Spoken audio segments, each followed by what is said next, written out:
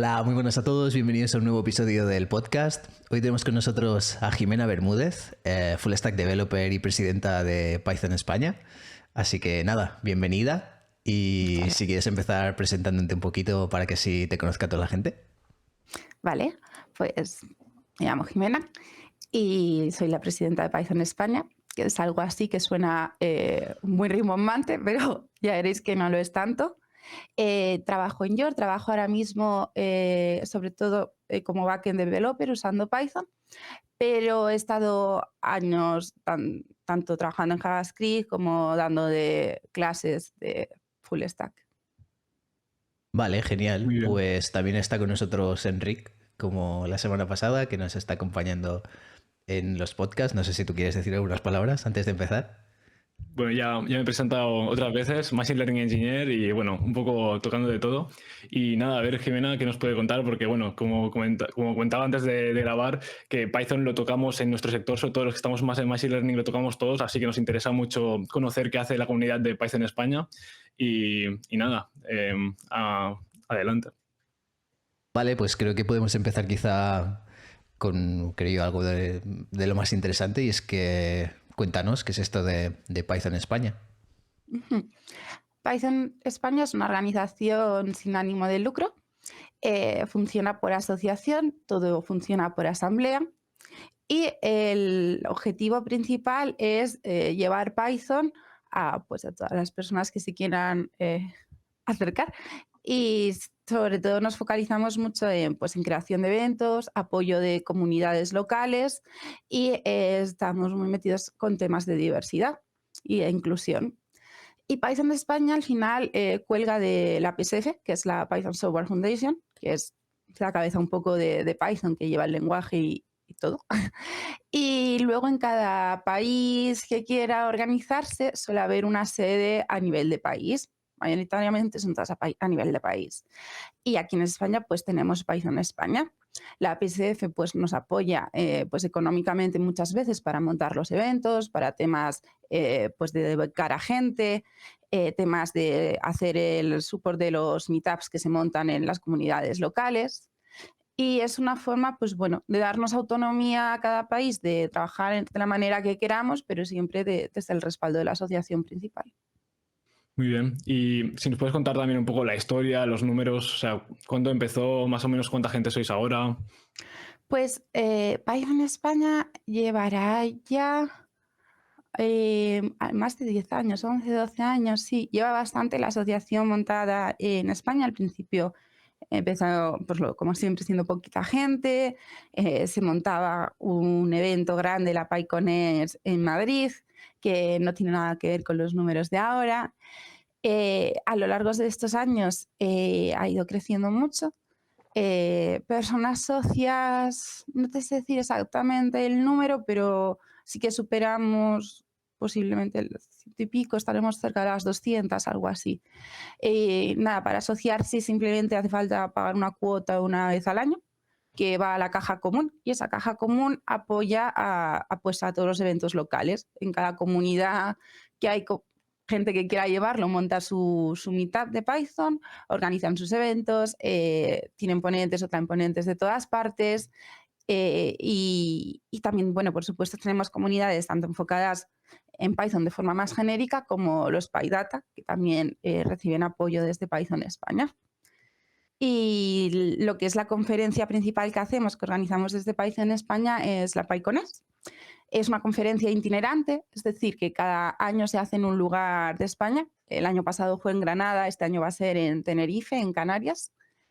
Y la conferencia sí que ha crecido muchísimo, de a lo mejor el primer año empezar con 100 personas, a ahora mismo llegar prácticamente a las 900 y tener lista de esperas bastante largas para poder asistir.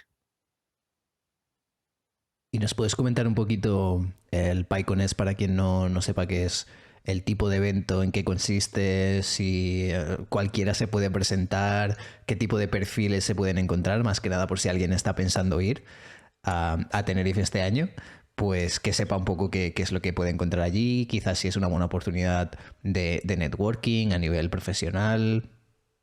Por supuesto. Pues la PyConest es una conferencia que agrupa pues a todo el sector que se dedica a Python en España y también traemos a algunas personas de fuera porque tenemos un track en inglés. Lo hacemos promocionando pues, el castellano, la verdad, por eso la mayoría de charlas son en castellano y caben todas las temáticas. Yo siempre digo que es como Python and Friends, porque puedes hablar tanto del propio Python, del lenguaje, como de herramientas que hay alrededor. Y temáticas, ya te digo, es que como lo guay de Python es que se puede aplicar en todo, pues tenemos mucha gente de data, de web, machine learning, IA, IoT, gente de videojuegos, gente de redes, mucha gente de DevOps, de todo. Y luego también tenemos un buen porcentaje de charlas que son no tan relacionadas en sí con el código, sino más de comunidad o del trabajo en sí o de soft skills y estas cosas. Y tenéis nuestro canal de YouTube, el de Python España, donde podéis echar un ojo a todas las conferencias de estos años pasados. Y la verdad es que las charlas tienen muy buena calidad. Al final es un evento donde cualquier persona puede proponer una charla, está el Call for Papers abierto, tú la propones y luego esa charla se vota internamente entre todas las personas que son socias y todas las personas que pertenecen a las comunidades locales. Y una vez que se hacen esas votaciones, ya la parte de la organización de la conferencia hace un ajuste interno para asegurar que haya de todas las temáticas y asegurar tanto la diversidad de temas como de género, como de niveles también. Porque puedes presentar desde una charla pues, muy basiquita, muy de introducción, hasta pues, un nivel muchísimo más avanzado. Y ese es el proceso. La verdad es que es muy sencillo, es muy transparente y entran aproximadamente unas 50 charlas. Entonces, para la de este año, no sé si ya están las plazas, o sea, para asistir, ¿está cubierto ya o entiendo? No, podemos presentar, vamos, Vale, estáis vale. a tiempo de presentar Vale, vale. charlas. Tenemos aún el Call for Papers abierto y durará bastante más tiempo abierto. Me refería también Las a entradas. asistir. Sí, sí. Ok, vale. Las entradas funcionamos por tandas. Las Early Birds las sacamos ya hace pues justo 2 semanas. Sacamos 200 entradas, se vendieron nada en 3 minutos todas. Las entradas, las Early Birds cuestan 40 euros, pero la entrada normal cuesta 50 euros, es el mismo precio para todo el mundo. Porque lo que nos interesa es que la gente vaya, que no económicamente no haya ningún impedimento para asistir. Y sacaremos un par de tandas más, porque tenemos que llegar, pues hemos vendido 200, pero hay más de 800 entradas para sacar a la venta. Entonces las iremos anunciando en nuestro Twitter cuando sacamos las demás tandas de entradas. Así que sí, estáis a tiempo de acompañarnos, por supuesto. Y también te quería preguntar si alguien quiere involucrarse en la asociación Python España, porque no sé si lo hemos comentado, pero tú estás en Madrid. Entonces, ¿qué le recomendarías a la gente? ¿Cuál sería el mejor camino que podrían tomar para empezar a involucrarse? Pues la verdad es que sería genial. Trabajamos totalmente de forma asíncrona y deslocalizada, ¿no?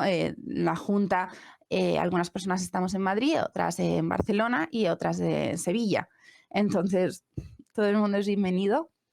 Y tenemos grupos de trabajo específicos por áreas, como por ejemplo pues el grupo de IT, que se encarga más del tema pues, de mantener la web, cosas pues, de los correos, de los servidores y demás que tenemos funcionando. Luego tenemos un grupo de comunicación, que es el que se encarga de hacer una newsletter, de llevar pues, las redes sociales. Ya digo que esto no son cosas tan técnicas, que esto muchas veces a alguien que le apetezca pues llevar el Twitter una semana ya está ayudando y no tiene por qué ser alguien súper técnico quien la persona que lo haga. Después también tenemos, por supuesto, el grupo de la PyConest, que sería ayudarnos a organizar el evento, ya pues ser pues aportando ideas, ayudando a la gestión de las becas, ayudando a la gestión de los patrocinios, ayudando pues en el tema de, pues este año estás en Canarias, un poco de organizar las salas, no sé, siempre hay muchísimas cosas que hacer y la ayuda siempre es bienvenida. Y para involucrarse, nada, simplemente escribiendo a Python España, tenéis los mails en la web, podéis participar o si no, me podéis contactar y seguro que siempre hay algo que hacer. Entonces, Esto es al final una filosofía muy de como el trabajo, o sea, perdón, como Ujú. los proyectos open source. Tú aportas tu tiempo y tu conocimiento en la medida que sabes y nos organizamos un poco igual, pues siguiendo ese modelo. Y si un día entras en la web o entras en cualquier web asociada, eh, puedes ir al GitHub y ponernos una ISU o puedes directamente resolver alguna de las ISUs que tengamos abiertas. O ya digo, que hay muchas formas de colaborar y no solo con Python España, también con las comunidades locales. El asistir a los propios meetups de las comunidades locales es darles un support y decirles cómo pues, están haciendo bien las cosas, si no, hacerles ver que es interesante tener una comunidad en cada región y, por supuesto, pues como ponentes, enviando charlas o talleres o lo que apetezca. ¿Y sabes si también en LATAM, en Sudamérica, hay comunidades? Ya que mucha Sí, gente nos escucha desde ahí. Ah, vale, sería sí, interesante. sí. Vamos, Latinoamérica al final es muy, muy fuerte en estos temas y adoro a la comunidad de Latinoamérica porque se mueve mucho, trabajan mucho, se le ocurra muchísimo. Sí, tenéis, vamos, prácticamente por toda Latinoamérica hay grupos de Python. Ahora mismo creo que están abiertas además el Call for Papers por las de Python Latam, entonces echadle un ojo y la conferencia va a ser dentro de poquito, PyLatam. Y luego además también tenéis los grupos de PyLadies, que son los grupos enfocados más a mujeres. Normalmente la asistencia no es exclusiva a mujeres, la asistencia es mixta, pero lo que se busca es que sean las mujeres las que den las charlas, sean ponentes, organicen los talleres y demás. Y por suerte Latinoamérica tiene muchos grupos de PyLadies activos y sobreviven bastante bien. Así que, vamos, en Latinoamérica tenéis comunidad, seguro, seguro. Y en Twitter tenéis muy buenas referentes y gente que da muchísimo apoyo a las comunidades de allí. Y luego tenéis, si no, el Discord de Python en español, que ahí nos juntamos todas las personas de habla hispana y podéis pues tanto consultar dudas como enteraros de los eventos que hay, proponer ideas, ayudar a organizar, de todo. Vale, genial.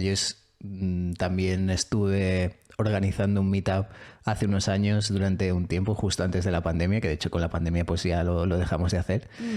Y creo que es una forma súper, súper chula de entrar en contacto con gente con intereses comunes y animarse pues también a aprender. Entonces, si alguien que nos está escuchando está aprendiendo Python o quiere involucrarse y conocer a gente pues con intereses comunes, creo que los meetups es una de las mejores formas de entrar en contacto y empezar ahí ya a moverse y quizá pues hacer otras cosas. En este sentido también me interesa mucho saber cómo llega alguien a convertirse en presidente de Python España. Así que si nos puedes hablar un poco sobre tu carrera, tu trayectoria, qué estudiaste, cómo empezaste y un poco pues qué estás haciendo hoy en día y cómo has llegado al cargo este de presidente de Python España. Ujú. Y no solo lo que haces en Python España, sino también en tu día a día como profesional. Ujú. Al final, llegar a un cargo en la junta de Python España no es algo complicado ni enrevesado. Ya digo, todo funciona por asamblea, entonces es hacer una propuesta de una candidatura y en la asamblea general, con todas las personas que son socias, se vota pues, la propuesta que te guste y esa es la que sale y la candidatura, la junta formada trabaja durante 2 años seguidos en lo que se ha propuesto. En nuestro caso propusimos, justo como empezamos después de la pandemia, reactivar y dar soporte y revivir todos esos meetups de Python que con la pandemia, pues con la pandemia lo habían pasado bastante mal y los números muchos habían caído, algunos estaban medio desaparecidos. Y ese fue uno de los puntos fuertes y el otro punto fuerte fue pues mejorar todavía más la diversidad en las comunidades, tener más líneas de acción para incorporar pues tanto gente de todas las edades como de todas las etnias y sobre todo tener mucha diversidad de género que aunque es verdad que en asistencia solemos tener muy buenos números, al final también nos importa mucho que las mujeres se involucren a nivel de organización, a nivel de dar charlas, a nivel de proponer talleres, ¿no? Y vamos por muy buen camino, por suerte, lo estamos consiguiendo muy bien.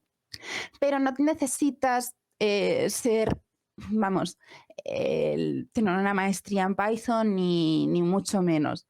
sea, ya digo, es tener una buena propuesta, llevarla a cabo, moverte un poco, pues a la hora de hablar con la gente, de contactar, de pues gestionar los patrocinios, ayudar en cosas de este estilo. Normalmente no para estar en la junta directiva, o sea, programamos alguna cosa en Python pues por automatizar algo, pero que no estamos, no es que sea algo que necesites una formación súper técnica para hacerlo, al contrario, es más, pues saber un poco de las necesidades de las comunidades, estar muy abierta a escuchar y ya está, y por ahí van las cosas. Porque luego, por mi lado profesional, sí, yo estudié ingeniería informática y he trabajado tanto de frontend como de backend, he estado unos años siendo profesora y ahora me he centrado sobre todo en el backend, pero ya digo, no son cosas independientes. Por un lado está el formar parte de la junta y por el otro está mi carrera profesional como desarrolladora y demás. No es necesario que las dos cosas coexistan para poder estar en la junta. Y a lo largo de tu carrera, Python, ¿cómo empezaste a aprender Python y cómo te ha ido acompañando en estos roles de full stack y de otros roles que has tenido en la industria de IT? ¿Cómo Python llegó y cómo te ha ido acompañando? Pues yo en la carrera al final estudié muchos lenguajes de programación porque estudié en la Universidad de Alicante y la verdad es algo guay que tienes que pasas por muchos paradigmas y muchos lenguajes diferentes.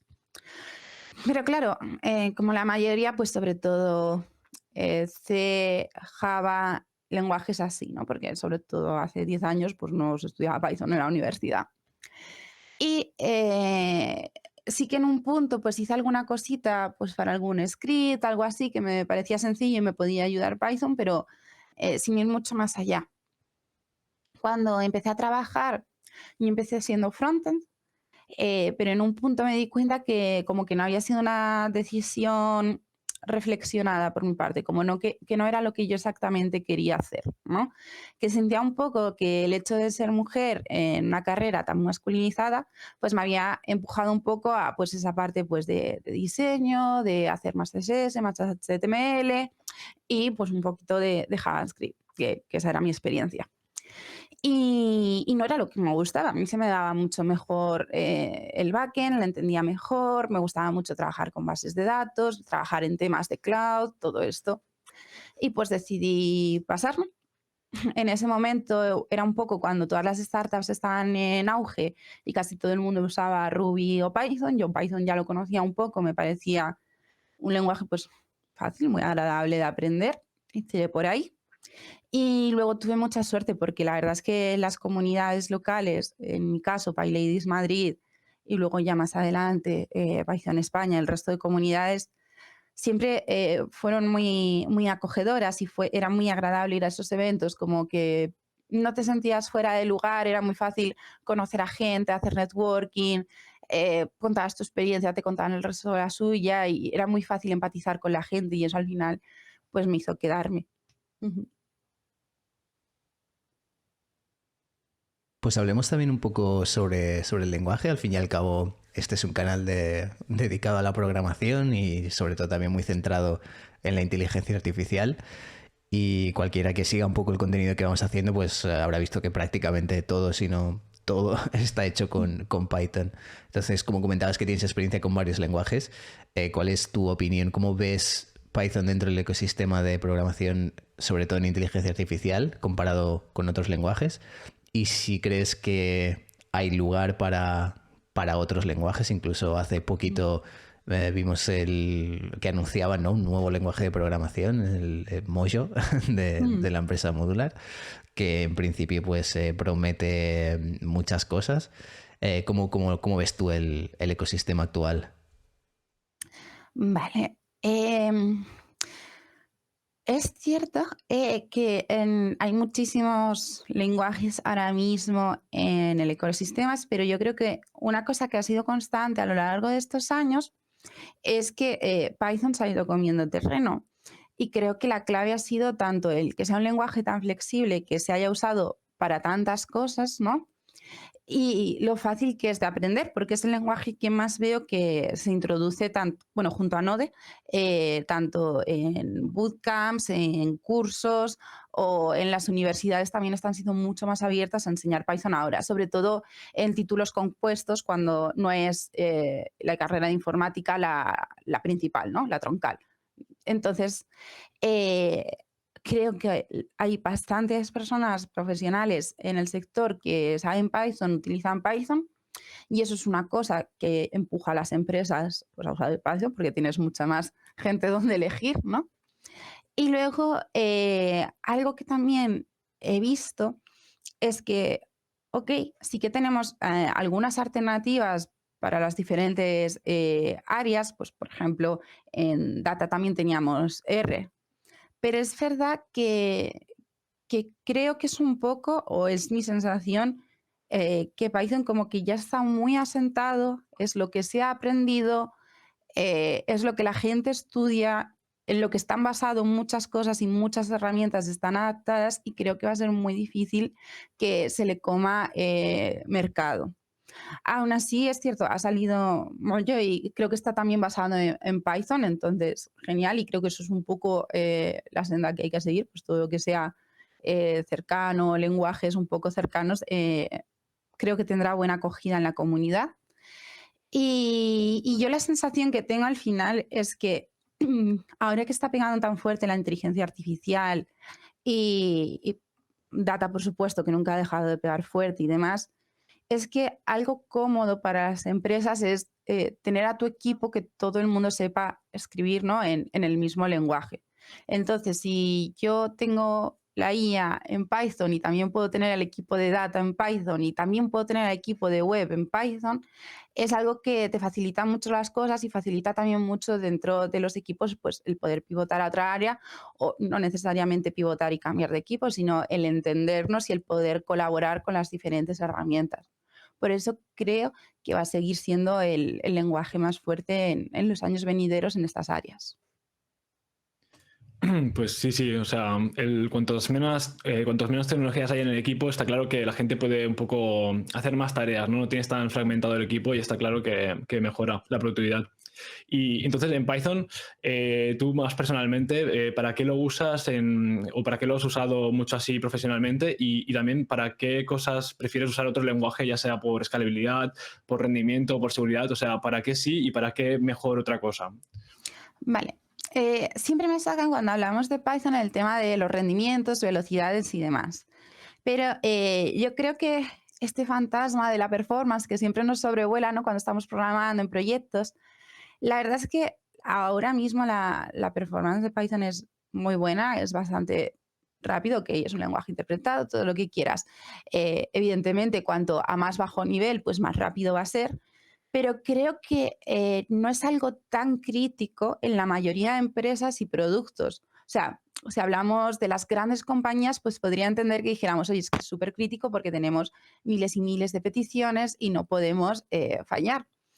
Pero en el día a día, en la realidad, creo que Python puede ser algo perfectamente que te solucione todo sin generarte ningún problema.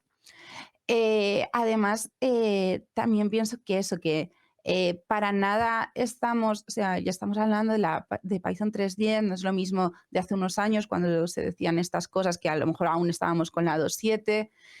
Creo que es algo que ha cambiado mucho y que está evolucionando en muy buena dirección. Yo personalmente lo he usado un poco para todo. Es verdad que yo me centro mucho en web y el backend lo suelo hacer con Python, pero también temas de, pues, de hacer cualquier script para automatizar cualquier cosa.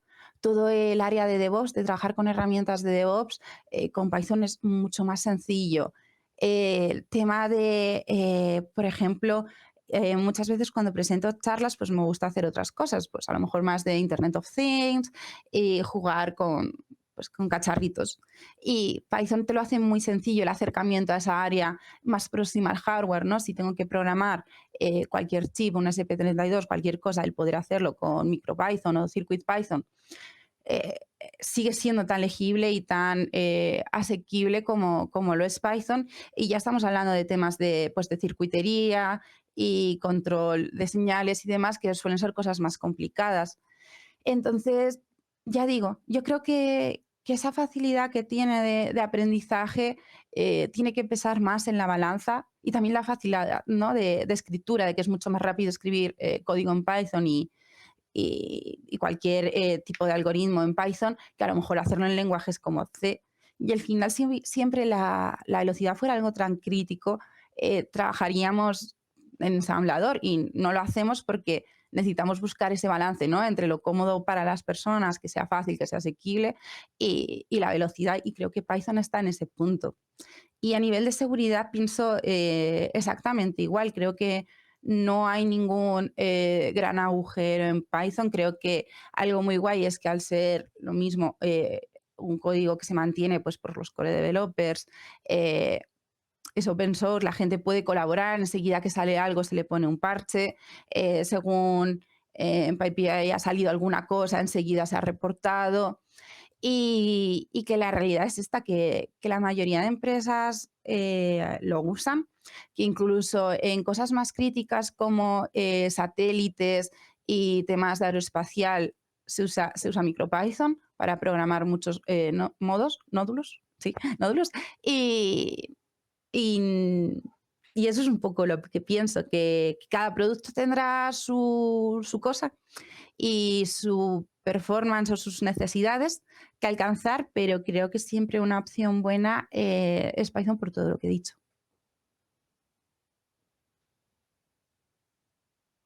Y quizás algo que ya has mencionado, pero ¿existe algún detalle o alguna característica del lenguaje que para ti sea especialmente interesante y de la que no se suele hablar? Mm, Pues no sé decirte yo, por suerte creo que Python es de lo que más se habla y de lo que más se aprende.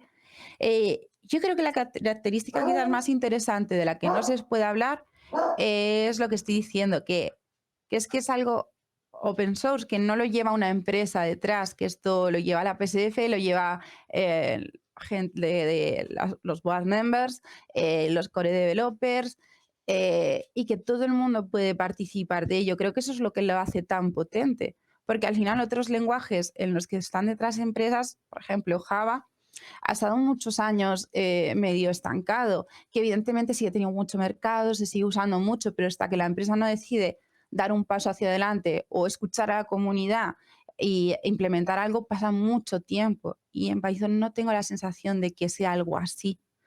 Y vaya, y a nivel técnico, no sé, creo que la mayoría de cosas interesantes se suelen comentar mucho y la facilidad que tiene desarrollando pues, nuevas librerías, nuevos paquetes, nuevo lo que se necesite y lo bien que se integra con al final las herramientas que actualmente están en el sector. Creo que sobre todo el punto clave es ese, que puede pivotar mucho más rápido que otros lenguajes gracias a que no hay una compañía detrás. Sí, sí, totalmente, y por eso ha crecido tanto y sigue creciendo, ¿no? Y luego creo que no has llegado a tocar tú nada de Machine Learning directamente, bueno, igual un poco sí, profesionalmente o... No, no, es verdad. No, yo nunca me he centrado en el área de Machine Learning, Data, IA, muy de pasada por la universidad. Al final, por todas las charlas a las que voy o conferencias, pues sí que he asistido a muchas conferencias de estos temas, pero es verdad que en mi ámbito personal no lo he tocado. No, tampoco se puede tocar todo, obviamente, y hay muchas más cosas que hacer que inteligencia artificial, es la punta, ¿no? Sí. Por eso te iba a preguntar si has trabajado alguna vez con equipos de Machine Learning y tal, has estado tú haciéndoles, yo que sé, un backend o un frontend a ellos y eso, a ver si puedes explicarnos esta experiencia y recomendaciones de cosas que has visto interesantes que puedan aprender más de Python, como alguna librería que no conozcan tanto. Por ejemplo, vi una charla tuya sobre DevOps, por ejemplo, las de logging y cosas así un poco más avanzadas, que a veces son un poco, se llegan más tarde o hay gente que aún no las ha descubierto porque se ha centrado más en la parte de Machine Learning. Entonces, si puedes, eso, recomendaciones a gente que esté más en el Machine Learning y ahora esté aprendiendo mejores prácticas de programación. Creo que algo muy interesante, hagas Machine Learning o cualquier tema de IA y de data, además, es no quedarse solo en esa área para poder ser 100% autosuficiente a la hora de querer ir un poco más allá. Me explico. Creo que todos los temas de SRE son muy interesantes de aprender, estés del lado del que estés, ¿no? Estés en el backend o estés en el otro lado, no importa. Porque al final es lo que hace de puente y de comunicación entre diferentes equipos, es sobre lo que más vamos a hablar cuando tengamos reuniones los equipos juntos, y creo que entender lo que nos decimos, las herramientas que necesitamos es muy interesante. Por ejemplo, todo el tema de desarrollar una pipeline, de hacer pues, las colas, cómo se gestionan estas colas, cómo se mete la información en ellas, cómo se hace un postprocesado o un preprocesado de los datos, el tema de cómo almacenarlos en la base de datos de formas más óptimas, cómo consultarlos de formas más óptimas. Creo que toda esa área es interesante al menos conocer unas pinceladas, porque así podremos entender mejor las necesidades de ambos equipos, ¿no? De ambas partes.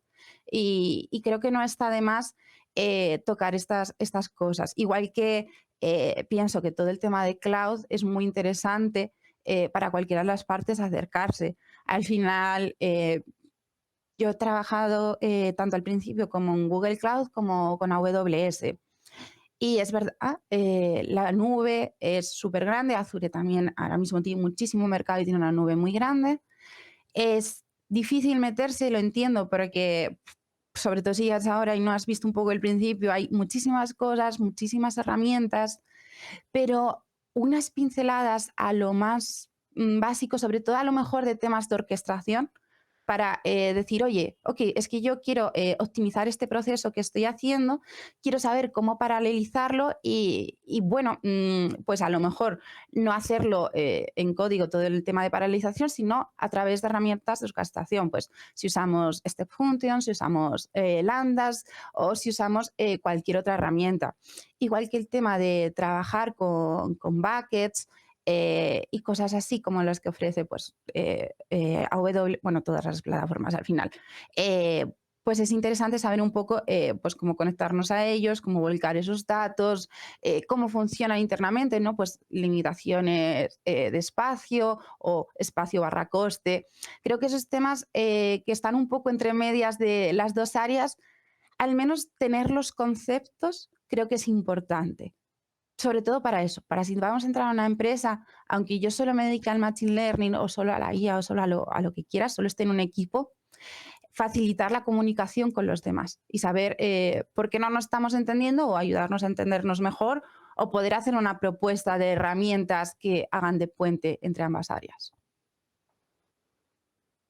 Pues sí que es verdad que Python parece que está en todas partes, pero al menos también en mi experiencia parece que hay todavía un campo al que se le resiste, ¿no? Que es el desarrollo de interfaces de usuario, sobre todo para aplicaciones web.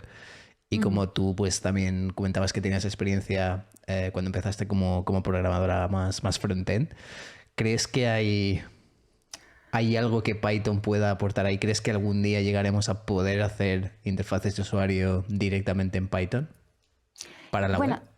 Tenemos PyScript, que ya salió pues hace más de un añito, o ahora al año, y es verdad que podemos hacer interfaces usando PyScript y teniendo unos conocimientos inevitablemente de HTML y CSS y demás, obvio.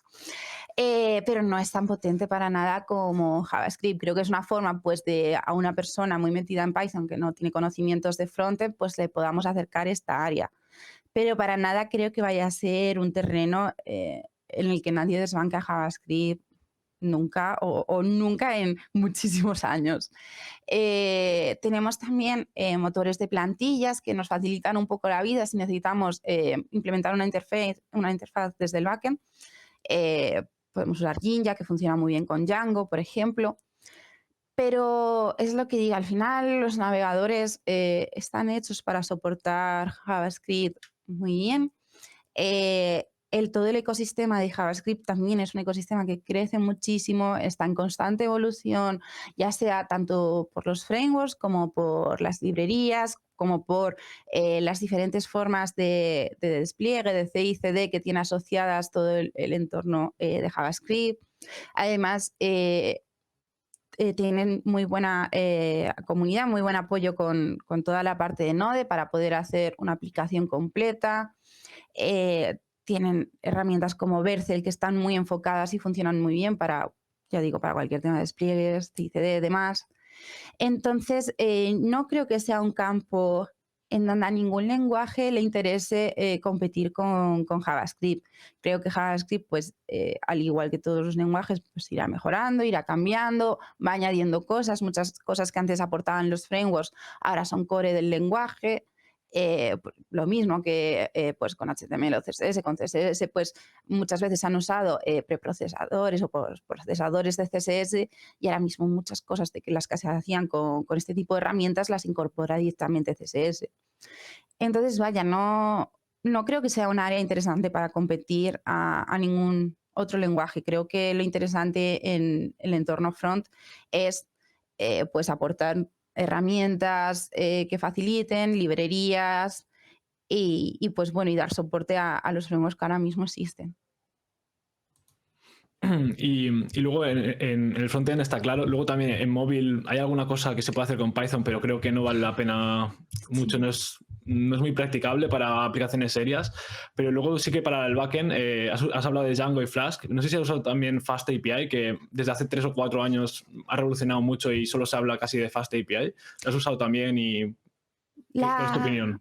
La conozco Fast API por encima. La verdad es que creo que una cosa, bueno, cuando nació Flask fue un poco con la idea de que, ok, Django es muy grande, es muy pesado, es muy mágico porque muchas veces funciona como una caja negra, tú insertas pues el módulo, la función, lo que necesites de Django y ya se hace todo, pero no sabes exactamente cómo se está haciendo por detrás.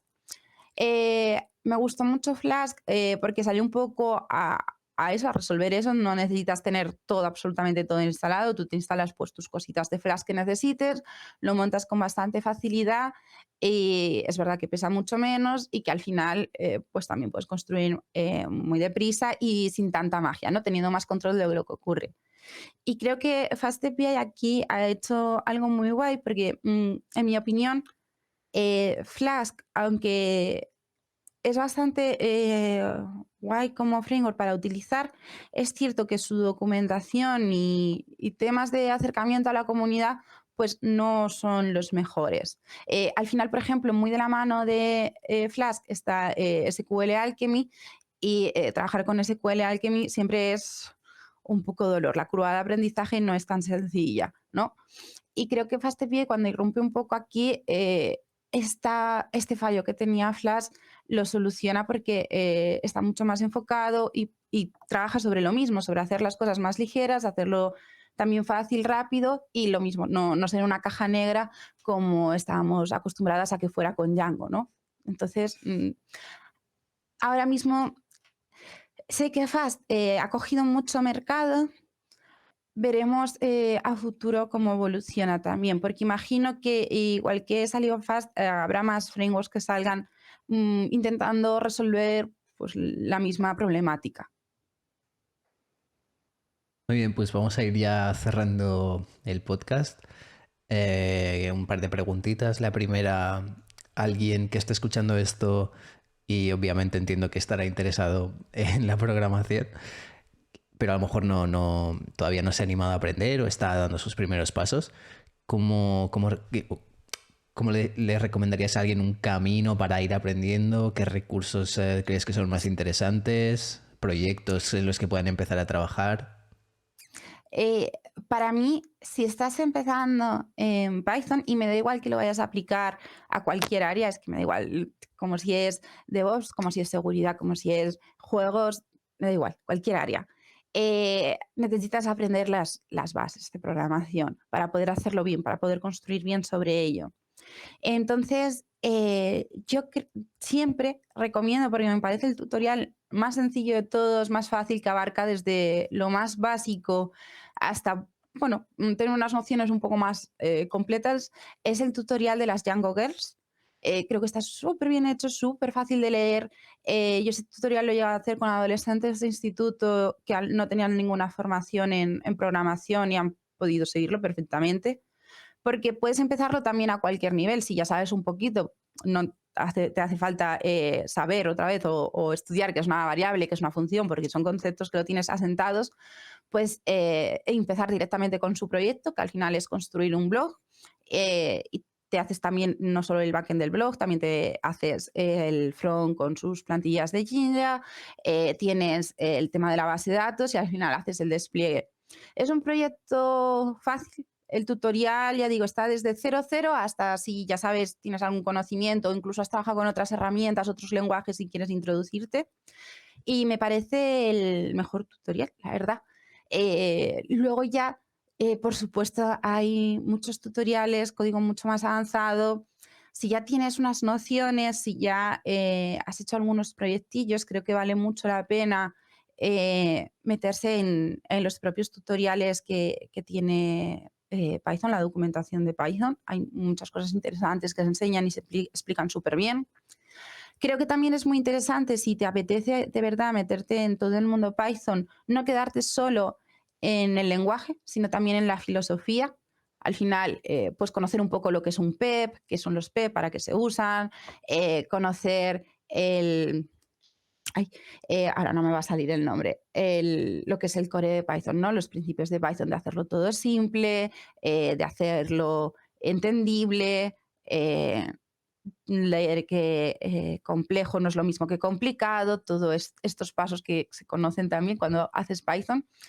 Y luego aprender un poco también el tipo de escritura, ¿no? Que es una cosa que siempre en las entrevistas noto mucho. Cuando se entrevista a una persona para un puesto de trabajo, es muy fácil saber si es una persona que viene del lenguaje o no por cómo escribe. Pues, por ejemplo, el caso más tonto, más fácil. Al final, la gente de JavaScript tiene una forma de escribir las variables y los nombres de las funciones, ¿no? Usando camel case. Y pues en Python usamos snake case con las barra bajas. Y son esos detallines los que al final marcan la diferencia. Y luego de plataformas también de aprendizaje, pues es muy interesante plataformas como CodeWars o, ¿cómo se llama? Otra, HackerRank y todas estas están muy bien para ir haciendo pequeñas catas, que son pequeños problemas, pequeños ejercicios, ir resolviéndolos, ir trabajando y sobre todo pues leer cómo otras personas los han resuelto. Y creo que con estas cosas que he dicho cubres un poco todo y hay para todos los niveles. Y si nos vamos al tema de catas, hay para absolutamente todas las áreas, ya seas de data, de machine learning, de IA, porque las catas se plantean para todas las temáticas. Son como ramas, ¿no? De especialidades o así, Sí, ¿no? ¿Entiendo? Vale. sí, al final una cata pues es eso, un ejercicio, un problema que tienes que resolver, como si te pusieran en el cole un problema de matemáticas. Lo único que pues que algunas están más enfocadas pues a lo mejor en resolver pues algo jugando con el core del lenguaje y otras pues están más enfocadas en pues en hacer algo de data o trabajar con un Jupyter. Entonces, por ahí creo que también es guay que hay un poco para todos los gustos. Y también, ahora que has comentado eso de, bueno, que para la gente para aprender, y tú que has sido también profesora de bootcamps y eso, también hay gente que ahora ve que con ChatGPT se programa solo, ¿no? ¿Qué piensas tú de eso? ¿O cómo usas Copilot y estas herramientas? ¿Y qué piensas del futuro de los programadores? ¿Animarías a la gente a seguir programando? Creo que sí, obviamente, pero ¿qué piensas de todo esto? Bueno, al final, como bien has dicho, son herramientas y las herramientas están para apoyarnos y ayudarnos a hacer el día a día más fácil, que cosas que son muy repetitivas o muy aburridas de hacer, pues estas herramientas te lo puedan facilitar.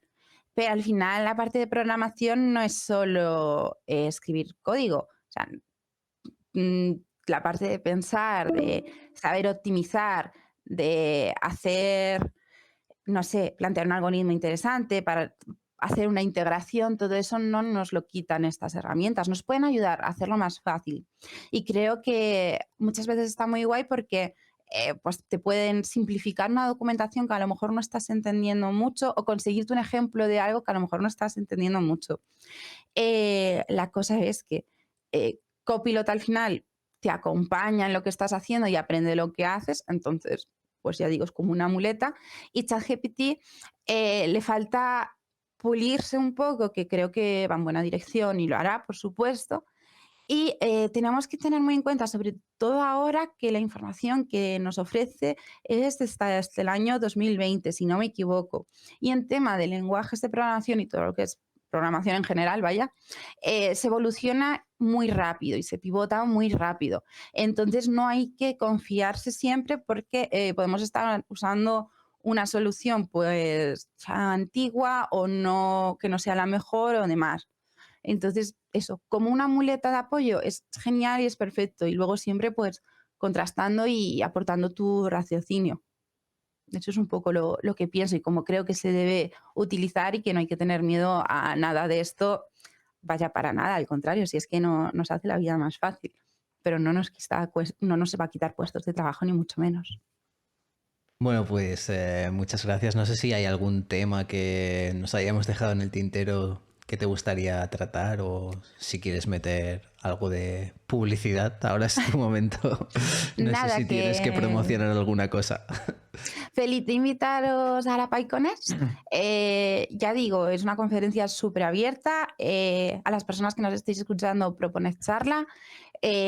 Sacaremos las becas también en breve para temas, pues como este año es en Canarias, intentar ayudar a pues, estudiantes y demás con tema vuelos, hotel y la entrada, y no solo a estudiantes, tenemos muchos casos cubiertos.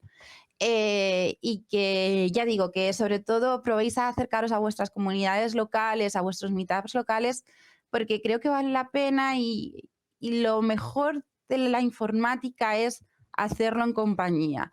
Cuando al final aprendes sola y lo haces todo sola, se sufre mucho más y hay que aprovechar este tipo de eventos para conocer a gente, escuchar charlas, aprender otros puntos de vista y, por supuesto, proponer charlas y tener tu primera experiencia hablando o segunda o tercera o la que sea. Así que nada. Pues yo, relacionado con esto, también te pediría que nos recomiendes a alguien para invitar al canal, alguien de la comunidad de Python Spain, por ejemplo, que Vale. ahora te pongo en un compromiso, pero bueno, cualquiera que creas que pueda pegar con la temática o que tú creas. Vale, pues alguien que de verdad creo que hay un par de personas que saben mucho de Python que me gusta mucho siempre escuchar. Uno es Cristian, que ya os pasaré su contacto y es una persona que ha estado bueno, de siempre y muy involucrado.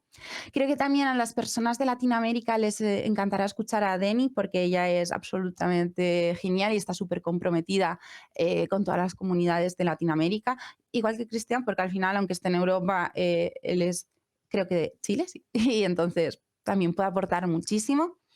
Y luego otros muchos temas que también me parecen muy interesantes, tanto de comunidad como de temas pues, de aeroespacial y demás, que también hay muchísima gente que hace Python y está relacionada con estas áreas. Juan Lu, que fue antiguo presidente de Python España, también creo que es una persona muy guay con la que hablar de Python. Así Muchas que, gracias, pues. nada, un placer. Recogemos el guante e intentaremos a ver si les convencemos de que se pasen algún Seguro día. que sí. Es que os he dicho personas muy fáciles de convencer, así que creo que sí. Perfecto. Pues muchísimas gracias de nuevo, Jimena. Un placer. Y nada, un saludo. Gracias a vosotros. Chao, chao. Chao. Chao.